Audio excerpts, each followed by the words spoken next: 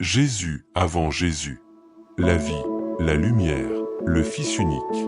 Au commencement était le Verbe, et le Verbe était tourné vers Dieu, et le Verbe était Dieu. Il était au commencement tourné vers Dieu. Tout fut par lui, et rien de ce qui fut ne fut sans lui. En lui était la vie, et la vie était la lumière des hommes. Et la lumière brille dans les ténèbres, et les ténèbres ne l'ont point comprise. Il y eut un homme envoyé de Dieu. Son nom était Jean. Il vient en témoin pour rendre témoignage à la lumière, afin que tous croient par lui. Il n'était pas la lumière, mais il devait rendre témoignage à la lumière. Le Verbe était la vraie lumière qui, en venant dans le monde, illumine tout homme. Il était dans le monde, et le monde fut par lui. Et le monde ne l'a pas reconnu. Il est venu dans son propre bien, et les siens ne l'ont pas accueilli. Mais à ceux qui l'ont reçu, à ceux qui croient en son nom, il a donné le pouvoir de devenir enfants de Dieu. Ceux-là ne sont pas nés du sang, ni d'un vouloir d'homme, mais de Dieu. Jean 1, versets 1 à 13. Le Verbe avant la lumière. Jésus avant Jean. Jésus avant Jésus. Les premiers versets de l'Évangile selon Jean sont très importants pour deux raisons. La première est qu'ils nous aident à mieux comprendre la véritable nature de Jésus. La deuxième est qu'il nous renseigne sur son origine et sur la nature du lien que Jésus entretient avec le divin lui-même. En première lecture, le premier verset est énigmatique à souhait. Au commencement était le Verbe, et le Verbe était tourné vers Dieu, et le Verbe était Dieu. Comment est-ce possible? Comment le Verbe peut-il être à la fois tourné vers Dieu et Dieu lui-même? Puis, lorsque l'on prend la peine de le décortiquer, l'on se rend finalement compte que ces affirmations ne sont pas si contradictoires qu'elles le paraissent. D'ailleurs, leurs mots recèlent l'essence de la vie, elle-même souvent en contradiction avec elle-même à la fois lumière et ombre générée par la lumière. Ces mots abritent en sourdine cette éventualité merveilleuse de pouvoir enfin un jour réunir dans une même réalité toutes les formes de croyance, toutes les hypothèses les plus contradictoires, tous les présupposés scientifiques et religieux, et de réconcilier ainsi toutes les églises et congrégations dans une refonte globale de la religion et de la spiritualité libre, ainsi que de la science. Commençons donc par ce commencement cité au verset 1. De quel commencement s'agit-il? De l'origine du monde.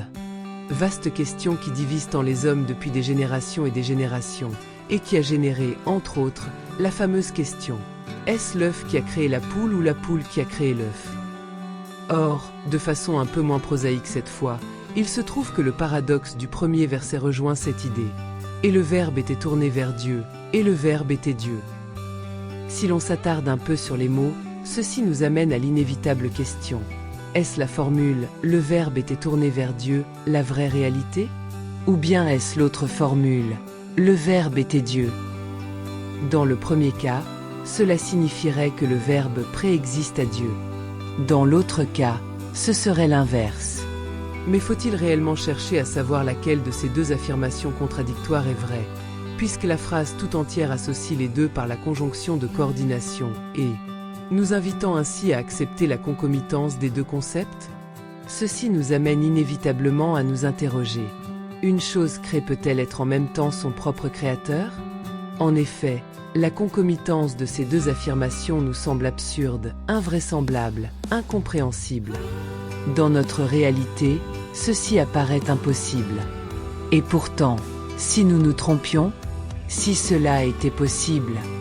Avant de développer plus avant cette idée, intéressons-nous tout d'abord à ce terme de verbe.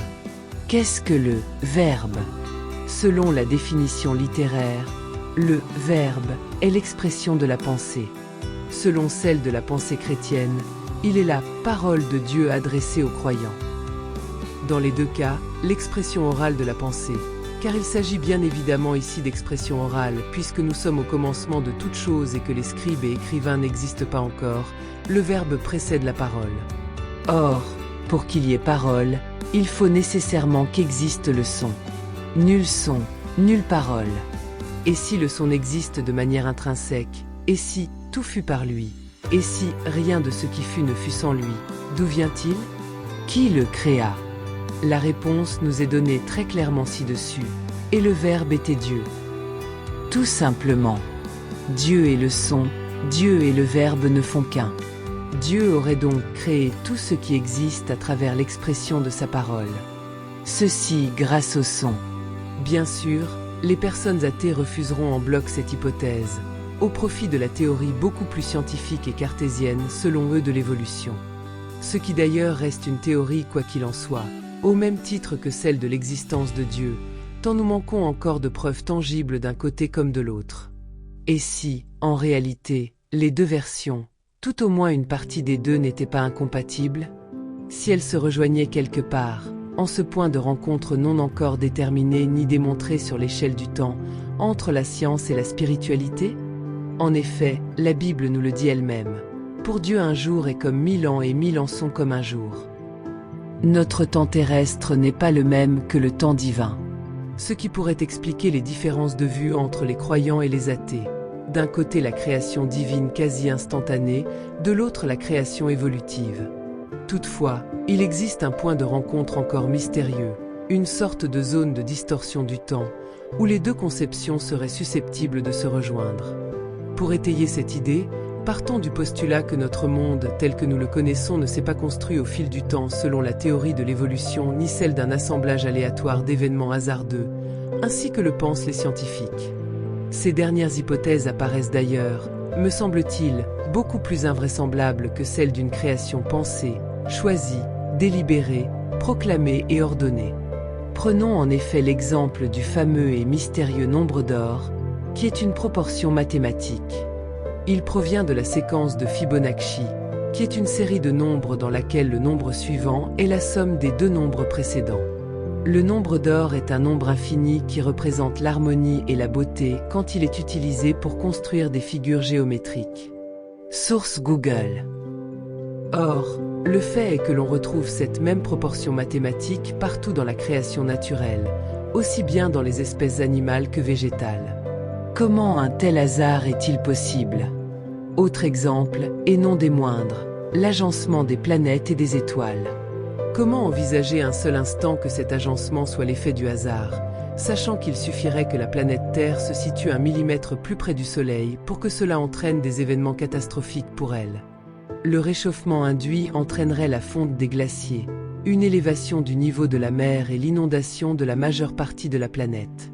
De même, si le Soleil brillait 10% de plus qu'il ne le fait actuellement, l'augmentation d'énergie induite provoquerait l'évaporation de l'eau sur toute la planète. Cet emplacement bien précis des planètes et des étoiles visant à nous protéger des catastrophes ne serait-il donc que pur hasard? Ou bien serait-il l'expression aussi mystérieuse que merveilleuse d'une intention créatrice manifestement bienveillante? Car pour qu'il y ait création, il faut nécessairement une intention créatrice en amont. D'où le verset explicatif à propos du Verbe, « Il était au commencement tourné vers Dieu ». Que signifie cette phrase? Comment interpréter la nature du Verbe dont il s'agit ici? Par inspiration divine, Jean nous dit clairement que le Verbe, donc le divin, puisqu'il nous dit juste avant que le Verbe était Dieu, précède la création, et qu'il était tourné vers Dieu. Ce qui revient donc à dire, si le Verbe était Dieu, que Dieu était tourné vers lui-même. Pourquoi cela? Que signifie cette assertion? Et en premier lieu, que signifie en profondeur, il était au commencement tourné vers Dieu? Qu'est-ce que l'on entend par tourner vers? Lorsque l'on se tourne vers quelque chose ou quelqu'un, c'est que l'on porte son attention sur cette chose ou cette personne, avec une certaine intention, bienveillante, malveillante ou neutre dans une simple volonté d'observation. Or, il est question ici de Dieu, le Verbe, tourné vers lui-même. Autrement dit vers la perfection dans l'agencement de l'univers, au millimètre près, avec cette intention bienveillante que tout soit à sa juste place pour l'harmonie de l'ensemble. Ceci nous amène à tenter de définir qui est Dieu, en réalité. Une partie de la réponse nous est fournie dans les versets suivants. Et rien de ce qui fut ne fut sans lui. En lui était la vie. Et la vie était la lumière des hommes. Et la lumière brille dans les ténèbres. Et les ténèbres ne l'ont point comprise. Le Verbe dont il est question dans ces versets contient la vie, et la vie est la lumière des hommes. Dieu est le Verbe, la parole divine, autrement qualifiée de lumière. Cette dernière contient la vie et a manifesté celle-ci à travers les hommes et pour les hommes. Dieu est à la fois le créateur et la matrice qui relie la création dans son ensemble, y compris les hommes. Plus loin encore. Le Verbe était la vraie lumière qui, en venant dans le monde, illumine tout homme. Il était dans le monde, et le monde fut par lui. Et le monde ne l'a pas reconnu. Il est venu dans son propre bien. Et les siens ne l'ont pas accueilli. Ici, il nous est dit que le Verbe, donc le son, est en même temps la lumière qui illumine tout homme, autrement dit qu'il imprègne de vie. Tout ce qui existe est né du son, que la création fut instantanée sur l'échelle du temps céleste, ou évolutive sur celle du temps terrestre. Quoi qu'il en soit, le monde est né du son, mais le monde ne l'a pas reconnu. Que signifie cette phrase ?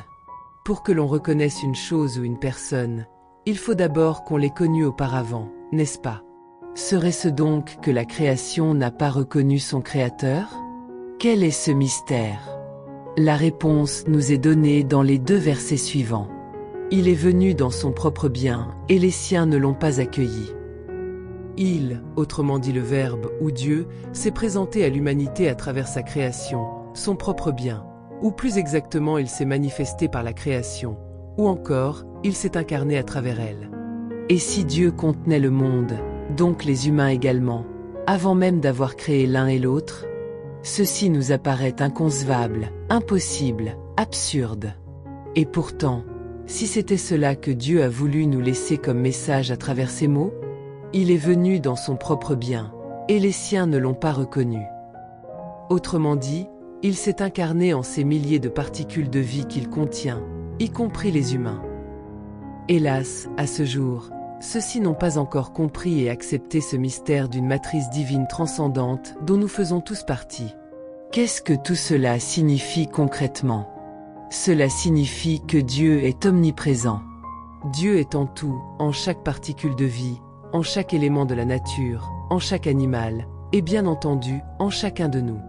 Dieu est à la fois la matrice qui contient tout le vivant et le vivant lui-même, y compris nous, les humains. Nous-mêmes sommes une partie, une toute petite partie, une particule de l'univers autrement nommé Dieu.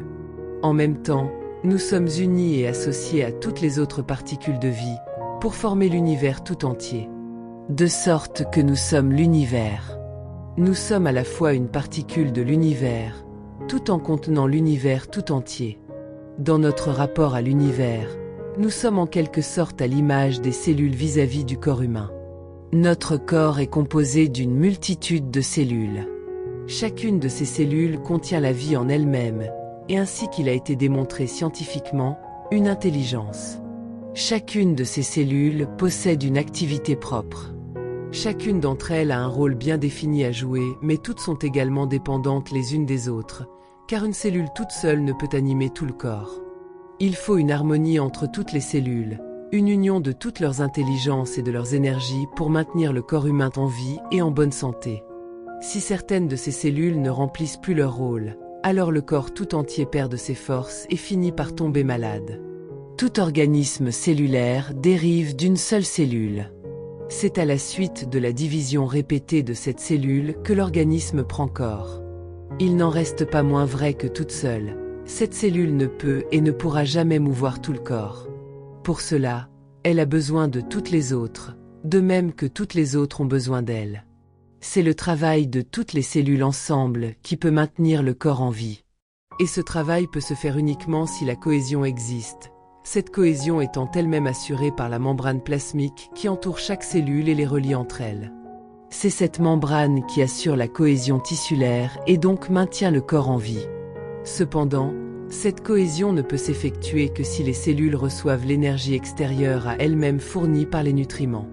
Et cette provision d'énergie ne se fait que si le corps tout entier en donne l'ordre, par sa volonté de vivre. Le corps existe donc par l'ensemble des cellules et l'ensemble des cellules existe par le corps. De la même manière, Dieu existe par l'ensemble de ce qui constitue le monde et le monde existe par Dieu. Et si la principale mission de Jésus sur terre avait été de nous faire comprendre cela ? Au-delà des dogmes religieux de l'époque et de ceux d'aujourd'hui, au-delà des lois humaines, des règlements, S'il était venu nous faire comprendre, à travers son exemple et son sacrifice ultime, que nous sommes tous des particules divines lumineuses, des êtres de lumière, c'est-à-dire des êtres d'amour, des « fils de Dieu », comme il sera dit plus loin dans Jean 1. Mais à ceux qui l'ont reçu, à ceux qui croient en son nom, il a donné le pouvoir de devenir enfants de Dieu. Ceux-là ne sont pas nés du sang, ni d'un vouloir d'homme mais de Dieu. Jean annonça la venue du « Verbe fait chair » en la personne de Jésus, autrement nommé « Fils de Dieu ». S'agit-il ici du « Fils de Dieu » dans l'acception humaine du terme, c'est-à-dire un corps humain né de la chair? Dans le langage divin, le mot « fils » pourrait-il avoir une connotation aussi réductrice? Bien évidemment non. Il s'agit ici du Fils spirituel, mais doté tout de même des caractéristiques humaines, sentimentales, émotionnelles et sensitives qui constituent le lien père-fils.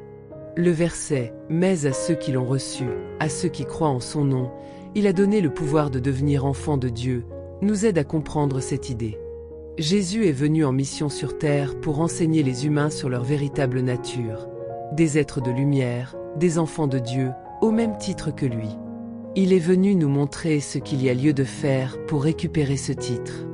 Ce qui fait la perfection et la dimension sacrée de Jésus par rapport à l'humain ordinaire, même si lui et nous sommes de la même façon enfants de Dieu, c'est cet acte suprême d'amour inconditionnel qu'il manifesta sur la croix pour le salut de toute l'humanité. Nous-mêmes serions-nous capables d'un tel sacrifice?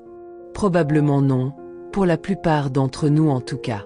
Au plus fort de sa souffrance, physique autant que morale, Jésus ne maudit jamais ses bourreaux, bien au contraire, il leur pardonna et continua à les aimer d'un amour inconditionnel, transcendant. Et ce fut ainsi qu'il manifesta aux yeux du monde la perfection incarnée de sa nature divine, et en même temps la personnalité aimante et bienveillante de Dieu. Car il s'agit bien ici de la manifestation de Dieu à travers sa création parfaite.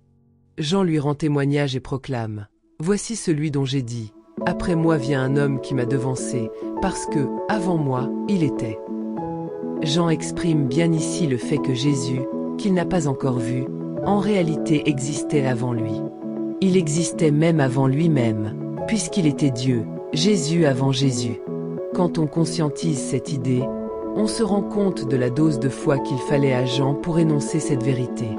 Et plus encore la grande faveur divine qui lui était ainsi faite de pouvoir prédire l'arrivée du Sauveur de toute l'humanité. Plus loin, Jésus explique la raison de sa venue et le changement radical que cela allait induire pour toute la société des hommes. On peut même parler ici d'un changement de paradigme. Si la loi fut donnée par Moïse, la grâce et la vérité sont venues par Jésus-Christ. De façon très claire, ce verset nous dit qu'avant l'arrivée de Jésus, les humains étaient assujettis à la loi, autrement dit aux enseignements religieux de l'époque, faits de règlements et de traditions, de rites et d'obligations humains. Jésus vint libérer les hommes de l'erreur en leur apportant la vérité, qui selon lui était très simple, essentielle, et tenait en un seul mot, l'amour. L'amour est plus important que la loi. L'amour est plus important que les rites. Seules les lois et règlements qui s'appuient sur l'amour sont toujours d'actualité. Elles justifient ainsi leur raison d'être. Toutes les autres sont des lois d'aliénation qui amoindrissent l'homme au lieu de l'élever vers son véritable niveau. C'est par son sacrifice sur la croix, sans qu'à aucun moment il n'eût maudit ses tortionnaires, sans qu'il eût abandonné sa foi en niant la lumière de vie au profit de l'ombre dévastatrice, que Jésus put dévoiler la véritable nature de Dieu, laquelle avait été jusqu'alors mal comprise, voilée, déformée, voire volontairement dénaturée. Jésus était le seul habilité à le faire, et il fallait absolument qu'il le fasse, car personne n'a jamais vu Dieu. Mais lui, on pouvait le voir, entendre sa voix, et même lui parler. Pourquoi personne n'a jamais vu Dieu ni ne pourra jamais le voir? D'une part parce que personne sur terre ne pourrait voir Dieu sans perdre immédiatement la vie, tant sa lumière est intense. Pour illustrer cette idée, imaginons que nous voulions regarder une explosion nucléaire à 100 mètres devant nous. Avant même que nous puissions nous en rendre compte, nous serions pulvérisés. D'autre part et surtout, il est impossible de voir une entité dont nous faisons nous-mêmes partie, de même qu'aucun d'entre nous ne peut voir ses propres yeux sans l'aide d'un miroir. Et si Jésus était ce miroir qui nous permettrait à nous, humains, d'entrevoir Dieu à travers la manifestation de sa puissance et de sa perfection? Personne ne peut voir Dieu, car Dieu n'est pas un être de chair. Il n'est même pas un être de lumière, au sens propre, tout simplement parce qu'il est la lumière elle-même. Et cette lumière est ultra puissante, c'est une énergie nucléaire de lumière. Mais à travers son merveilleux don d'amour envers nous, expression la plus parfaite de la divinité, il nous ramène chez nous, en ce lieu parfait et pur dont nous venons, et vers lequel nous sommes destinés à retourner si toutefois nous acceptons d'abord le retour vers le soi, ce lieu sacré de notre âme où se trouve Jésus, ou encore la conscience christique telle qu'elle se manifeste à nous aujourd'hui. Que l'on préfère le nommer Jésus, Jésus-Christ, Jéshua, conscience christique ou autre, une chose est sûre. Lorsque l'on a activé sa conscience divine à l'intérieur de soi, tout simplement en l'accueillant avec confiance et bienveillance, sans crainte ni a priori, Jésus se tient prêt encore aujourd'hui et pour toujours, à tout instant, à nous montrer la voie, à nous aider, à nous guider, à nous conseiller, pour que nous manifestions à notre tour notre véritable nature, divine et sacrée, qui est d'aimer. Aimez-vous les uns les autres. Comme je vous ai aimé, vous aussi aimez-vous les uns les autres.